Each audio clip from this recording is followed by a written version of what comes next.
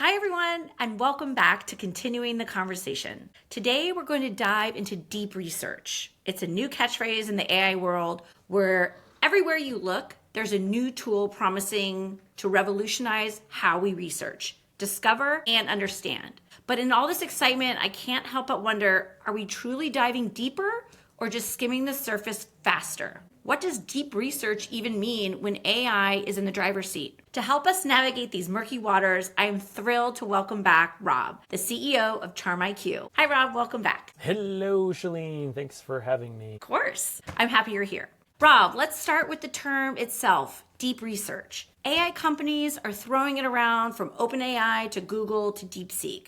But what does it actually mean to you? Is it a fundamental new kind of research enabled by AI or just a repackaging of the existing methods with a techie gloss? Let me know your thoughts. Yeah, that's interesting. And I'll admit I will come in with some preconceived notions. I actually didn't do the research specifically on this. I didn't even do my shallow research. So from what I am aware of, Google basically last year, late December, I think, if I'm not mistaken, maybe even November, came out with a product called Deep Research. And from their standpoint, that actually makes sense, right? They have DeepMind, they use deep all over the place in their naming conventions. So they had originally came out with this product, and just a slight side rant, it's always interesting with how much publicity that OpenAI gets around some of these things and how little Google gets on these things. And it's always kind of fascinating because in this case, no one heard about deep research when it first came out from Google months ago. And then all of a sudden when DeepSeek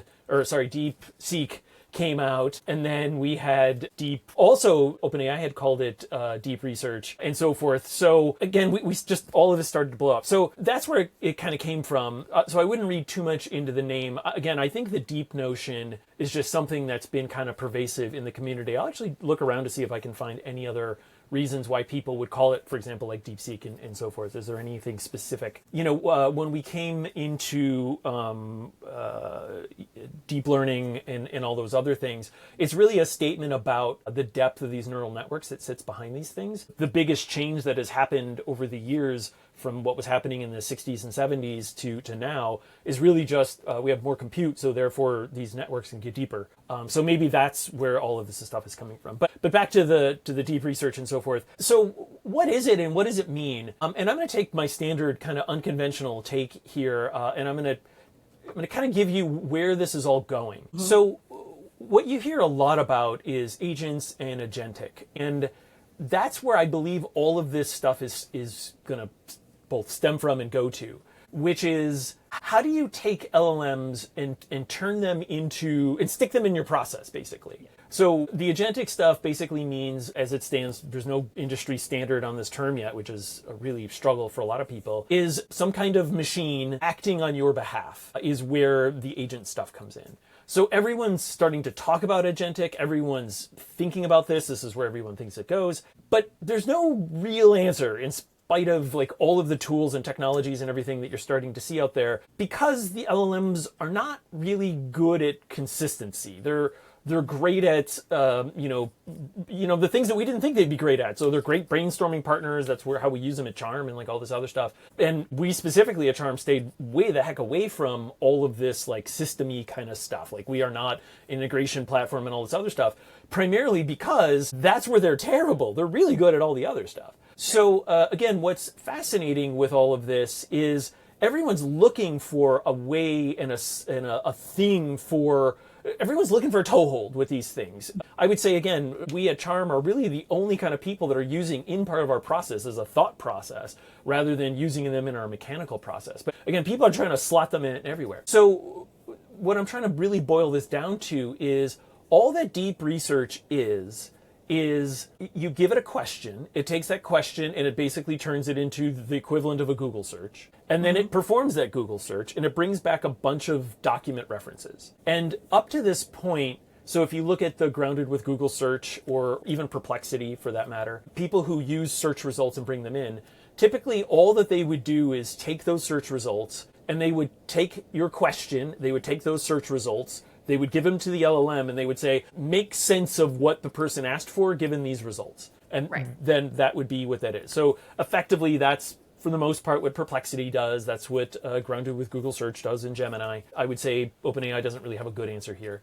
And so what Google did when they first did the deep research thing is they said, well, what if we have it iterate on that? What if we, because if there's one thing that the large language models are actually good at is if you tell it to like try again or like check if there's a problem and see if you can do better. If you go through this kind of constant iteration, they're actually really good at that. So that's all they did is they basically, user gives a question, questions handed in, it comes up with it internally, comes up with a set of search results. It hands those search results back to the LLM. The LLM either will get a search result or it will say, okay, these look good. Actually go grab those documents and bring them back in whole. Let me read that document. Let me see, let me take your question. Let me put it against that document. Let me summarize it. Let me do things and let me move that. And so it goes through this process, this very agentic process of multiple steps on your behalf, which again, take question, turn it into Google search, get results, bring those back. Are the results containing other information? Should I go another step?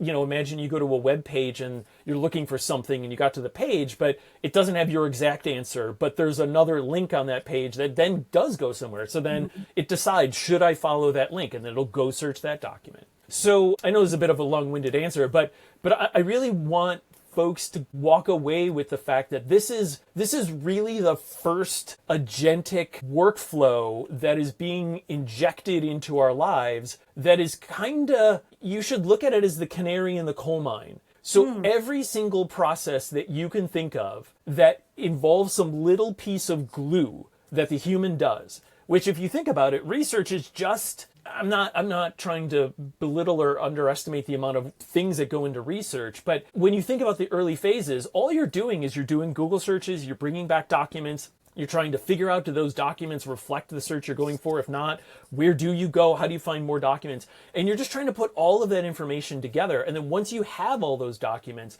you're just trying to distill it down to like the major themes so that you can then take that and then, move forward with whatever you were doing.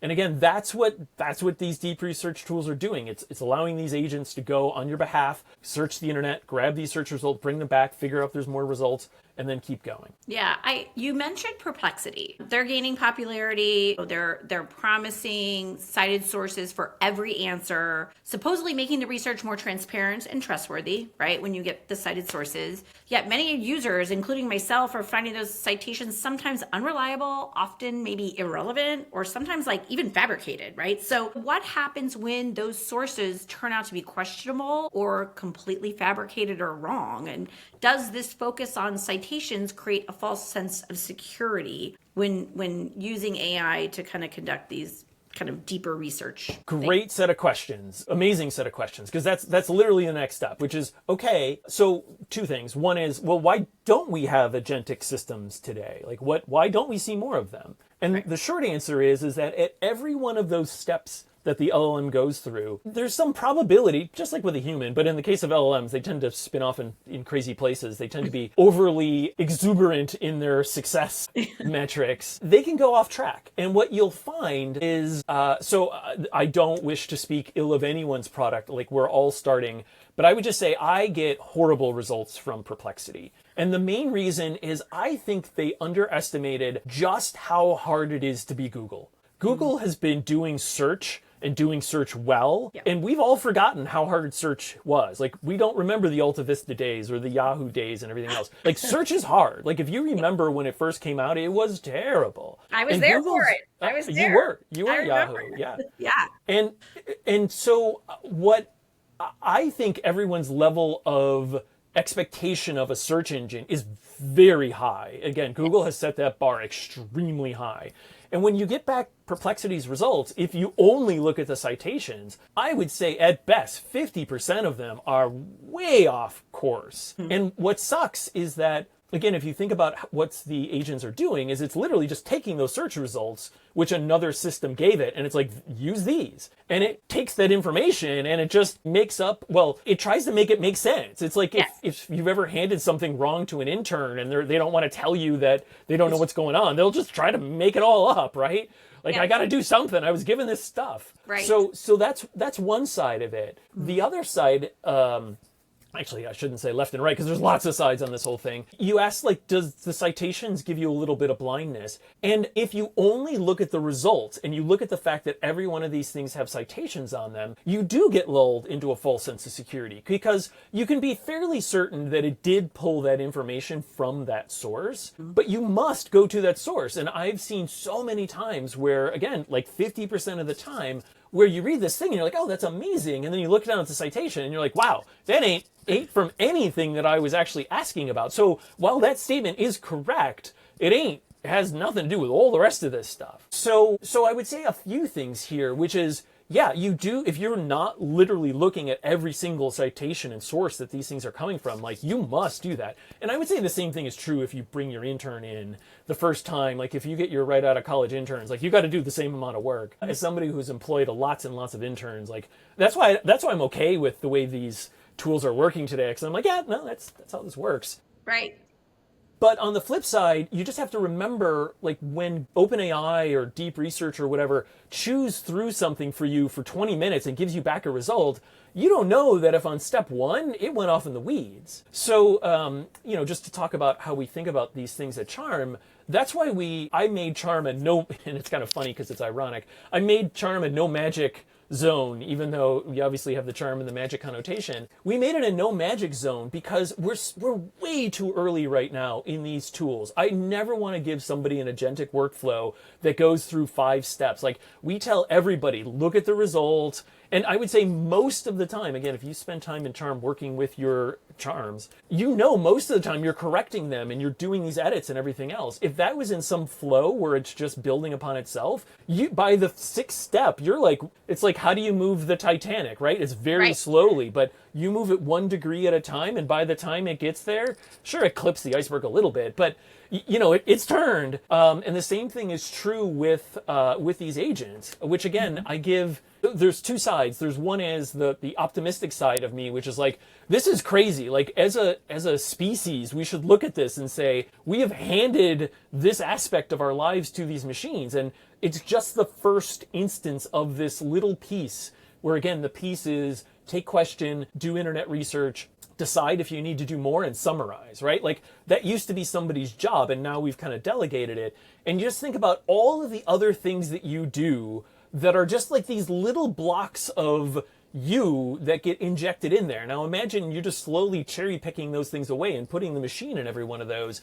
Right. And then you realize really quickly how much of our jobs is not that much, right? Like, there's not a lot of there. So again, on my optimistic side, which this is super exciting to see this stuff, and on the worrisome side of me, I'm like, this kind of just got slotted in, and I don't think anyone's kind of paying attention, like, what this means in the global ecosystem of agentic systems and like where our lives are going. So again, sorry, long-winded answer, but there's a lot to unpack. I love the long-winded answers. You get me thinking, you get me interested, you help me cut through like kind of the clutter. So automating tasks, right? Like, the human element, the human participant is still so important, not only in researching, but like kind of everything. It's more like, how do we partner with AI? How do we partner with the LLMs? And so how can researchers, and I mean researchers, you don't have to be a scientist or a doctor or curing cancer. It could be like me helping my son research a project for his 9th grade class. So your next trip, your next food purchase, for pity's sake, it's all research. So how can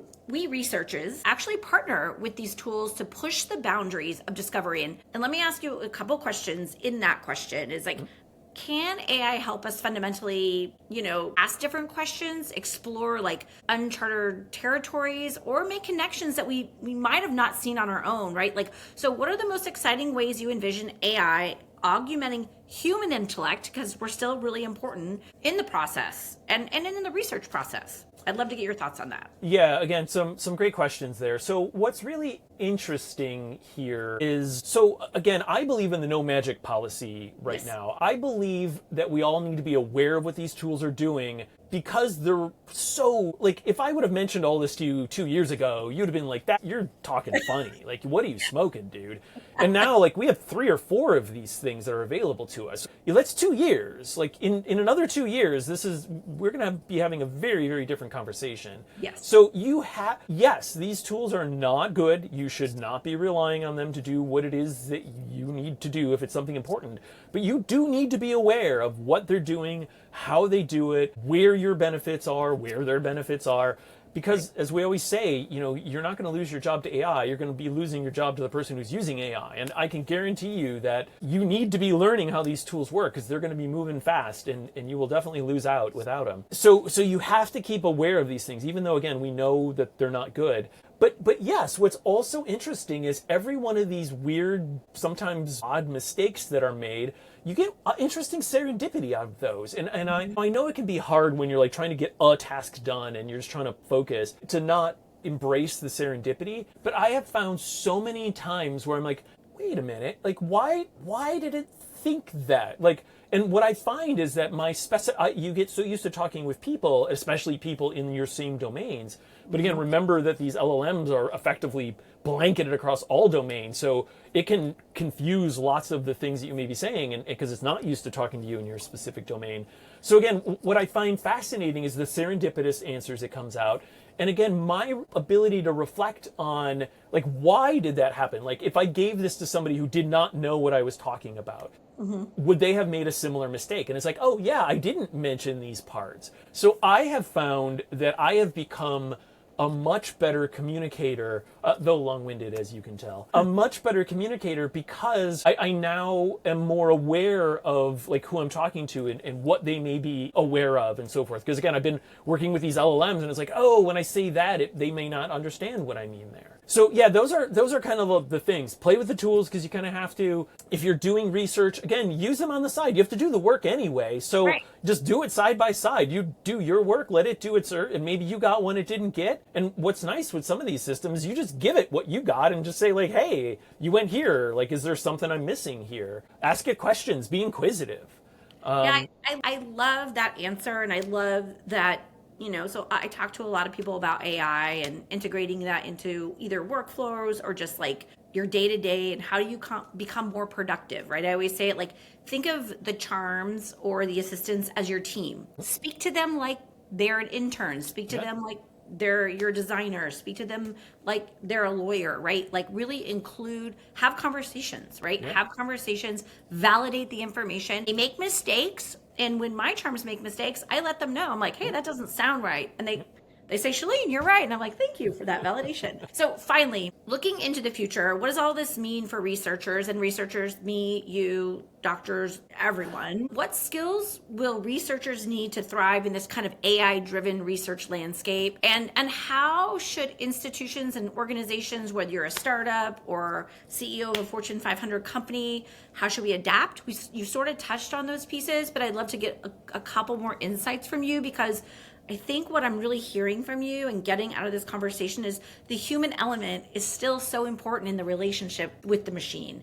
And we still play a very important part, like a manager, like a mentor, right? Like a leader. So I would love to get your thoughts on that. Yeah. So again, great questions. I really appreciate these kind of thought-provoking things, and especially tying it back to, okay, so how do I use this? You know what? Every tool has the opportunity to be a game changer for you. Everything you kind of bring in can be really helpful, right? So we're gaining this unprecedented ability to do things we couldn't before, right? So I can go in and I can go run 5 different, even if it's the same thing, but I can run 5 different in parallel researches. And sure, some of them might be wrong, but on the flip side, I would never have had that ability before. Right. So again, you should always look at these tools and see, like, is there some efficiency to be gained here, or what market has always been there, but it hasn't been tractable because you couldn't do these things. Now you can do super cheap research and maybe just fan it out. Maybe you do that. Maybe you give it the blue sky things that you never would have had time to do before. And sure, maybe you get 1 out of 100, but that's, the standard saying, you can't win the shots that you don't take, right? So now you would have never taken those before because you just didn't have anybody. Whereas now it's like, sure, create a spending budget and say like, I'm gonna spend $50 this week and I'm gonna like do 10 researches that I would have never done before. And again, if one of them lands, like that's the best $50 you've ever spent. Exactly. So why would you not do that? Like why? Right.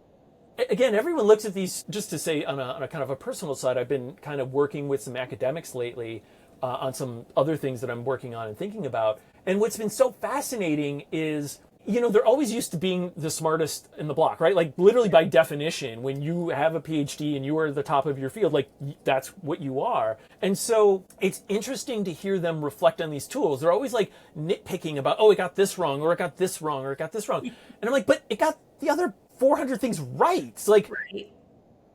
like, why aren't you rejoicing in the benefits that you could be getting from this thing rather than nitpicking the one or two things? So again, to balance out this conversation, yeah, 50% of the crap that I get back sometimes from these things is terrible. But again, sometimes, so I'll just use one prime example that I've gotten. We were trying to think of a way to demo charm to regular people, and it's really hard to figure out something common between everyone. And the machine literally came back to me and it's like, well, the most common thing you have between everyone you're trying to demo charm to is charm itself. Right. So it literally came up with the name Charmception as a way of talking about the Christopher Nolan movie Inception, this notion of a dream within a dream within a dream. And its statement was, kind of like the Russian dolls, like you're doing a demo of a demo within a demo. And I would have never in a million, billion, trillion years came up with the notion of using charm to use charm and then come up with the term Charmception. And this was all from the machine. And again, had I not made that roll of the dice, and if I would have just said, well, this thing gets stuff wrong all the time and I don't know what to do, I would have never got that insight out of it. So, and again, this is fully parallelizable. I can kick off a whole bunch of these processes. So I would say that, which is, again, even if you're a researcher who's using these tools, again, they're not that expensive. Why wouldn't you just try? And again, if you don't, because I'll just say, like, a lot of the charm users that we have don't actually tell their bosses that they use charm. And there's a whole discussion to be had about what that means and everything else. But, like, you don't have to tell your boss that you used a tool to help you get what you got. But, again, if you made 50 rolls and 2 of those rolls were amazing while you also did your job, like, again, this is how these things are going to help you. So why wouldn't you do that? Why is it not part of your process? And you already have the skills as a researcher to scrutinize it and to look through it. So like you already know what you're doing. Now you just have more coming in. So anyway, that was a long-winded as usual, but hopefully it gave you a way to think about it. Definitely provided clarity, very insightful. I think it's, I always think back to the internet, the start of the internet, like me growing up. I didn't grow up with the internet till I was in college, right? Early college days. Everything I did as a student, it was a set of encyclopedias that my parents bought from like a door-to-door salesman. And I remember it was like $1,000 for these books. Leather bound. Yeah. They were coveted, right? Yeah. It took a very long time to get the information, to find the information and citing the sources. But the LLMs, like they are so smart, they are so fast, but they still take our guidance. We're managing them from the way we speak to them, whether it's a prompt or a conversation. I'm very conversational with my charms. And I learned that early on because I would sit and type away and I would look up prompts and I would try to figure out the best way is me having a conversation with the machine. Talk to them. Because they're on my team, they're on my staff, right? But I have to check their work. Absolutely. And that's what makes me invaluable in this process. The human connection, the human management, the human connection to the machine is still so important at this time. And I think I gained that from this conversation that we had today. And it's clarifying, it's insightful. As always, you help us cut through the hype and through the noise and through kind of all the questions to get to the heart of what AI means for the future of research and the future of us, right? It's not just about faster searches, which Google was so great at. And we're seeing a lot of that across the platforms, but it's about the fundamental shift of how we think, how we discover, and how we understand, right? So for everyone watching, I hope this discussion has empowered you to engage with AI tools more critically and creatively. If you haven't started, it's never too late. And if you're already, using ChatGPT or using Perplexity or kind of exploring all of that, that's great. Hopefully this conversation gives you more tools in your arsenal, how to be a better manager and mentor to these machines because they need you. And if you haven't already, please explore CharmIQ to continue your own AI augmentation thinking, how you interact with them. And if I can give you any quick hacks or tips, it's like,